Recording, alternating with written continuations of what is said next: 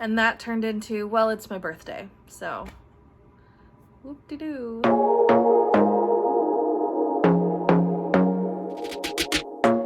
Let's update you guys on my pre-op diet. So today is Wednesday, March 23rd, and I know it's been a couple days since I've updated my pre-op. It has been the worst 2 days, probably, of my life. On Monday, and I'll put that clip here, I had all the good intentions to follow my pre-op.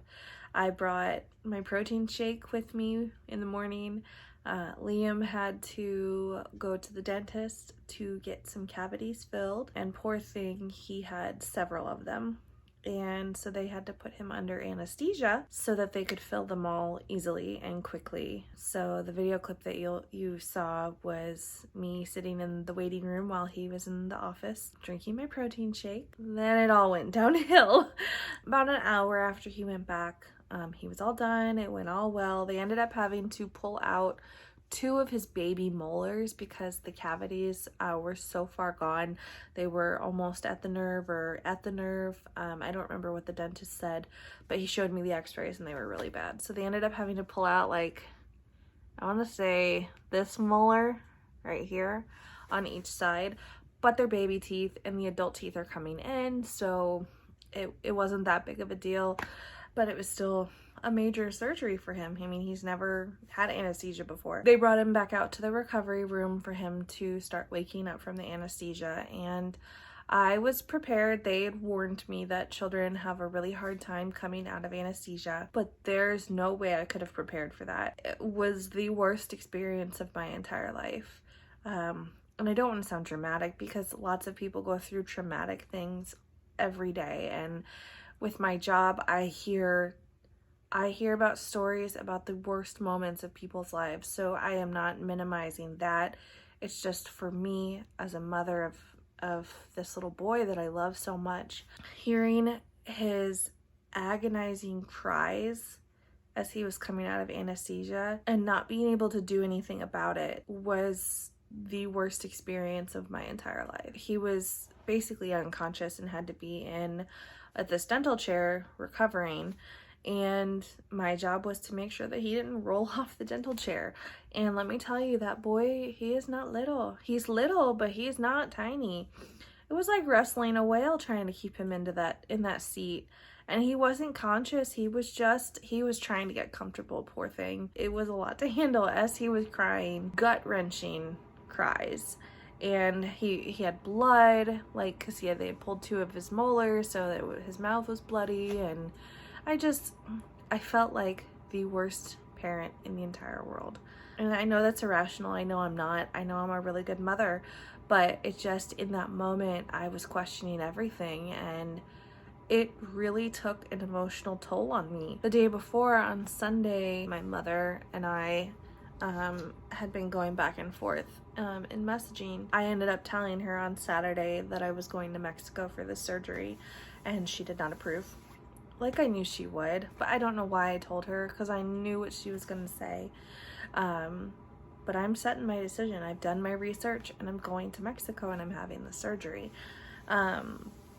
But then on Sunday, she basically told me that she cannot support my decision, and she will not support my decision. It's just stressful to hear. So that was going on. I was having that emotional issue, and then Liam's thing on Monday. I did not eat well on Monday. Did not. That was a survival day. And then Tuesday was my birthday, and it had to have been one of the worst birthdays of my entire life. I turned 33. From like 9 a.m. until like 1 or 2. I essentially spent the whole day crying. And I have no reason why. I was so, Dan doesn't like it when I say this, but irrationally emotional. And the only thing I can think of is that Monday's day at the dentist was so stressful and so taxing that I had to hold it all in. But I was so drained come Tuesday that it just came all flooding out.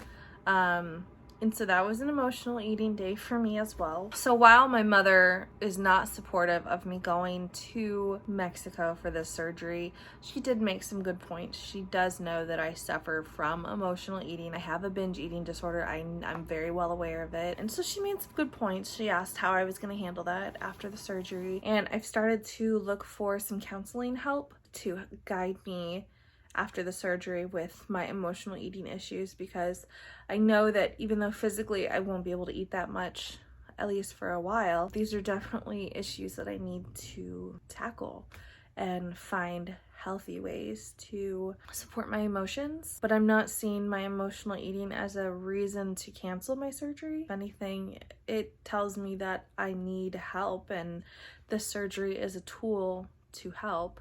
But I probably will need more help than just the surgery. Then today, March 23rd, yeah, the day after my birthday, today is going well so far. I ended up just working from home because I'm just so drained, and the last 2 days were so stressful that my boss just said, stay home, recuperate, and get your stuff done. And I'm so thankful that I have a boss that is as amazing as she is. This would be technically day 10 of my pre-op diet. And let's get started. Hi guys, so for breakfast I ended up using 2 low-carb tortilla wraps. I put like half a tablespoon of peanut butter inside each wrap. I also went by Starbucks this morning and got an iced passion tango tea with 5 pumps of sugar-free vanilla and 3 scoops of strawberries, and it is amazing. No caffeine, no sugar, so good. And for lunch, I ended up just having a chicken sausage link and some roasted broccoli, and that is sugar-free ketchup.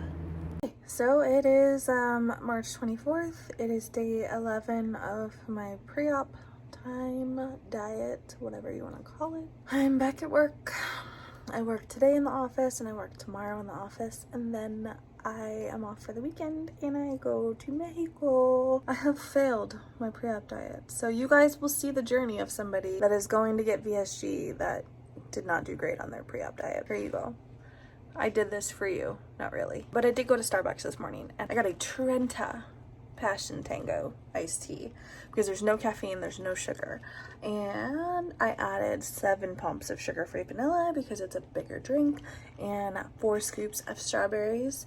And those are so good because they're like freeze-dried, so there's no sugar on them. But then in the tea, they get rehydrated, so it's like a little snack later. I know it's kind of weird, but yeah, so that is where I'm gonna end today's vlog. I will check in with you guys later. I hope you have an amazing day. Thank you so much for watching today's video, and I will see you guys next time.